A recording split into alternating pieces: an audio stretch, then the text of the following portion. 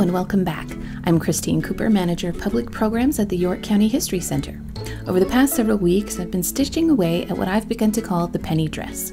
I can't tell you exactly how many hours it took to complete the dress. I'm not very good at keeping track of time. I would guess about 30 hours. It was an interesting process and I learned quite a bit. I'm also very pleased with how it turned out, and you'll see a side-by-side of the gown I made and the original at the end of the video. So let's get to it. Like we talked about last time, the lining of the garment was formed to the body of the customer. The lining then acted as the pattern for the fashion fabric. Dressmakers would often have their own order of assembling the bodice, depending on their training and preference. But it seems that typically the back of the bodice was the starting point, working around to the sides and front. I used pins to secure the pieces, and then using a strong back stitch, sew them together using linen thread. Linings were important because they provided additional warmth in cold weather, modesty if the outer fabric was sheer, and most importantly, protected the expensive fashion fabric from body oils and perspiration. Linen was often used for lining garments. It was inexpensive, strong, durable, breathable, and moisture wicking. Most of the lining pieces are unfinished, the exception being the front modesty panels, and I'll explain the purpose of those later on. These panels are finished and hemmed on 3 sides. I turned up the edges and actually used my fingers to press them. I then pinned them and using a running stitch secured them in place. We're going to do the bottom, which you see here, the front opening, and the top, which would be along the neckline.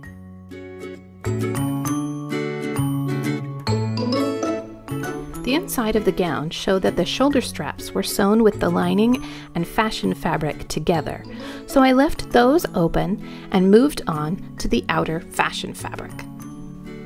I'm using silk thread on the outer fabric of the gown because it's silk. During the 18th century, threads tended to be thicker than the all-purpose thread we can buy at Joann's. I ordered this thread from Burnley and Trowbridge. The thread comes wound on paperboard cards, and so before use, it needs to be ironed.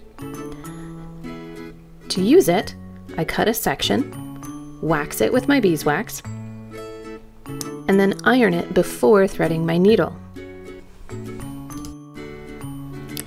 Following a similar rotation as the lining, we assemble the fashion fabric of the bodice. We start with the center back seam.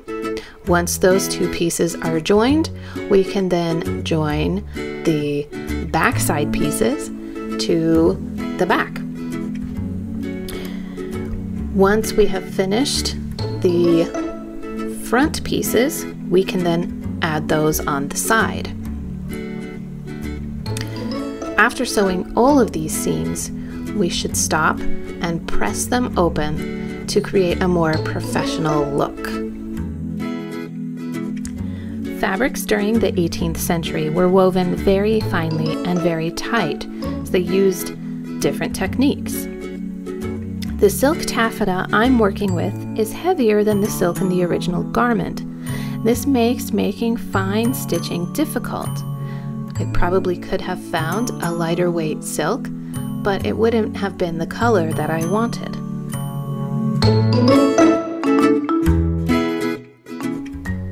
It's easier to finish the front pieces before we attach them to the rest of the bodice. Starting with the center front, I fold over a narrow hem and finish it with running stitches. Then, same thing with the top and bottom edges, though these aren't just hems, they're also channels for the drawstring. Once the channels are finished, I use a safety pin to thread the drawstrings through the casings.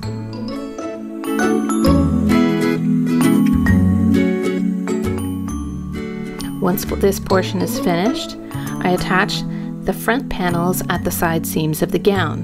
The seams are sewn over the drawstrings, holding them in place.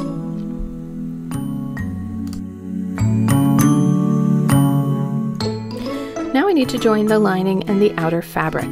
I lay the lining down and the fashion fabric on top, wrong sides together. Then I line up the seams and pin them. I then top stitch the pieces in place using a spaced back stitch or a prick stitch. The dressmaker at this point would have fitted the bodice to the customer and adjusted the length of the shoulder pieces and sewn them together. With the bodice now complete, we can begin the sleeves. The first step is to turn, press, and sew the hem of the sleeve lining.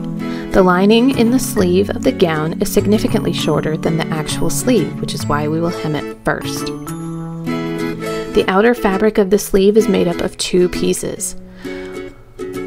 One very large piece, which makes up almost the whole sleeve, and one small triangle inserted at the underarm. If someone was making a garment and didn't have quite enough fabric for the large pieces needed, they would use a technique called piecing, which means that they would use small scraps to make up the difference. As you can see, I pieced the sleeve in the same way, even though I had plenty of fabric. You then place your lining and outside fabrics wrong sides together, folded down the middle, so the long edges line up. Using this technique, we can sew one seam and finish the lining and fashion fabric at once. Make sure that you are making one right sleeve and one left sleeve.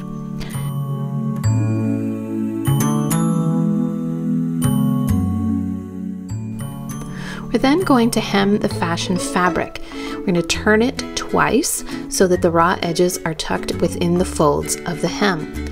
Then use a whip stitch to finish the hem of the sleeve. We then turn the sleeves right side out. Now that the sleeves are assembled, we can set them into the bodice. I like to start with the bodice on the dress form, pinning the bottom half of the sleeve in place. I line up the side seam of the bodice and the sleeve seam the way it was done on the original garment. After I've pinned about half or over half of the sleeve to the bodice, I remove it from the form and continue to work the sleeve into the armstay. Once the sleeves are pinned in place, I stitch them using back stitch. These seams tend to take a lot of stress, so we need to use a strong stitch. Once that is finished, I overcast the seam allowance to keep it from fraying. Fitting the sleeves before adding the skirt makes working the sleeves in easier. There's far less bulky fabric to maneuver. We can now begin building the skirt. The skirt is made up of 4 panels, one in the front, the back, and one on each side. The front skirt needs to be slashed because we have to continue the center front opening. I folded the fabric in half to find the center, cut far enough so that when joined to the bodice there was a 4-inch opening in the skirt. I then turned the fabric in around the slash and pressed it, starting at about 1/4 inch at the top and tapering down to almost nothing. I then stitched the opening to secure it. Women's clothing during the 18th century didn't have built-in pockets. They had pockets that were worn tied around their waist underneath their clothing. To access pockets, women had openings in gowns and skirts so they could get to the necessary items that they carried with them. The pieces of skirt were sewn together 2 inches from the top, left open for about 9 inches, and then sewn together the rest of the way to the hem. I created the seam in that manner. I then pressed the seam open and stitched the seam allowance of the opening so that it wouldn't fray or get caught when somebody was reaching into the pocket. The rest of the panels were joined together, and in fact this panel was also joined together with a combination stitch. Typically, the seams on the skirts are not really put under a whole lot of stress, and we don't need to use the strongest of our stitches. And because the seams are so long, we can use something that's a little bit quicker and a little bit easier.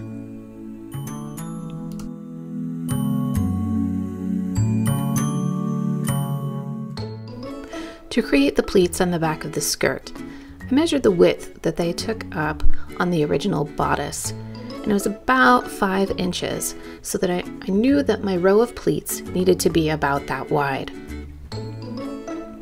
though when it came time to make them, I didn't measure every fold in the fabric. I made the pleats about the same size as the original. Dressmakers of the time wouldn't meticulously measure every single fold to make sure that it was exact. They would make the pleats look pleasing to the eye, so that they were a little bit off, you wouldn't really notice. Secured the pleats with pins. Once I had them all adjusted in a manner that looked pretty bright to me, I secured them with a basting stitch. That was only temporary, and that I would remove once the skirt was sewn into the bodice.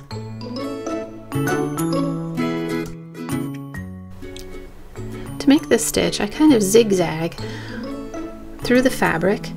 I'm using a contrasting thread because this will be removed, and I'm just going back and forth along each pleat, catching the fabric underneath to hold in place. That way I can take out the pins and that they're not in the way while I'm sewing it into the bodice. To attach the bodice, I folded the skirt top down about 1/2 inch, giving me a 1/2 inch seam allowance. In the original, the front of the skirt, the seam allowance was much longer, and in the back, there was almost no seam allowance at all. The lengths of skirts and petticoats in the 18th century was adjusted at the waistband, and not as we commonly do at the hem. In the front, I whip stitched the front of the bodice and the front skirt together, and then with the sides and back, I used a back stitch. Once the skirt was attached to the bodice, I had to add the waistband. The waistband was not only to make the back look nice, but was also to strengthen that seam since there wasn't very much seam allowance. To add the waistband, I cut a piece of fabric, laid the raw edge along the seam, then stitched it in place, folded it up, and pressed it. I then turned the top under to create a nice finished edge and used a back stitch to secure it. At this point, I was really excited. The gown was almost finished. It had taken longer than I expected because of the weight of the fabric and because I had to stop every time I needed a new piece of thread to wax and iron one. The hem has 3 rows of running stitches, though only 2 are visible from the outside of the garment. I turned up the hem about 1 inch and stitched it, then turned that up about 2.5 inches, pinned it in place, and then ran 2 rows of stitches around the entire hem of the skirt, one toward the top near the fold of the fabric, and another toward the bottom, like we see in the original. And then it was done.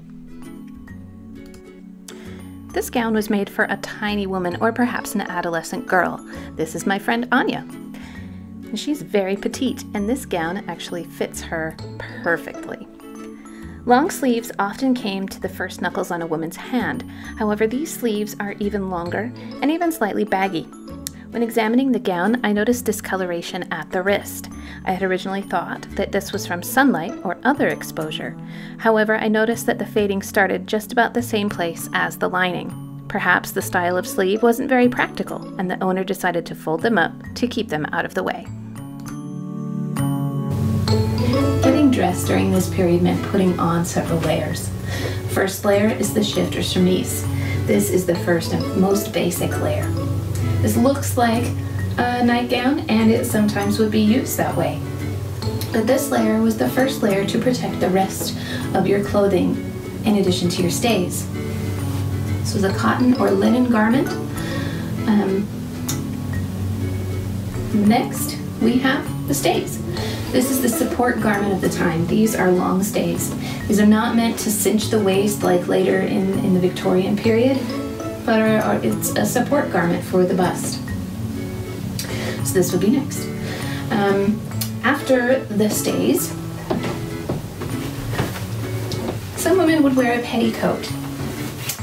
Petticoats during this period might be worn seasonally, or might be worn if your gown is sheer, but it does provide an extra layer of warmth in the winter time. And so if this is a simple garment, because it's worn so high, sort of right below the bust, but often they would have straps, or they would have a built-in bodice. This also would support the skirts. Later during this period, we want more width, more volume in the skirts, and so a petticoat would provide that. Our pockets. The pockets are starting to go out during this period, and women aren't using them as much because it's not fashionable. But since the brown gown that I made from the collection has openings to access pockets, we're going to put on the pockets.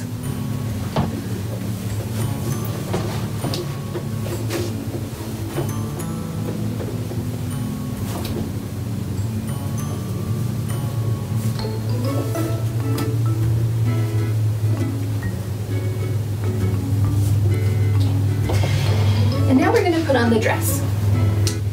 This gown is not the one that I've been working on, but this is one that fits this form. So we're using this one. This is a cotton Swiss dot gown.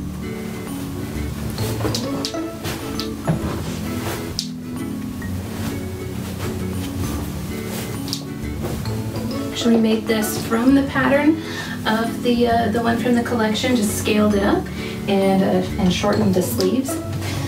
This one also has the Modesty Panels. Now the History Center has 3 gowns from this period, and each of them, all of them, have or have had Modesty Panels.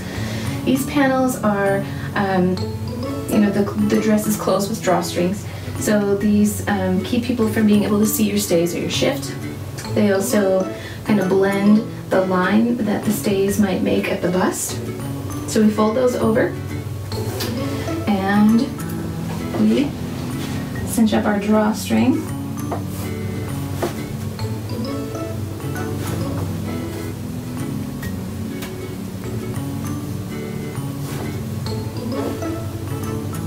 White is a very common, very popular color for this period, especially a little bit later.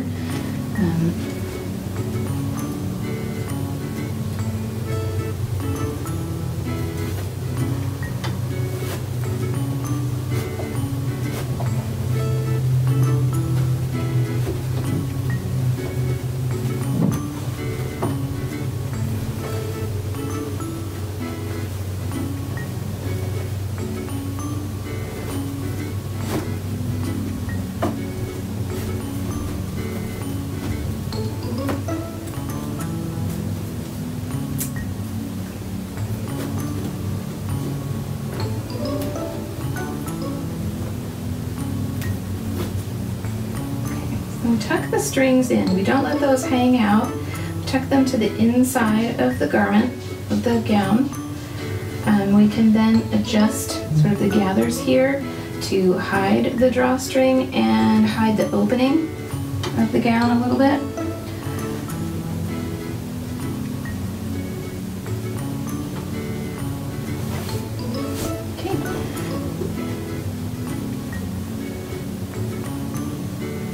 There we are, ready for the morning.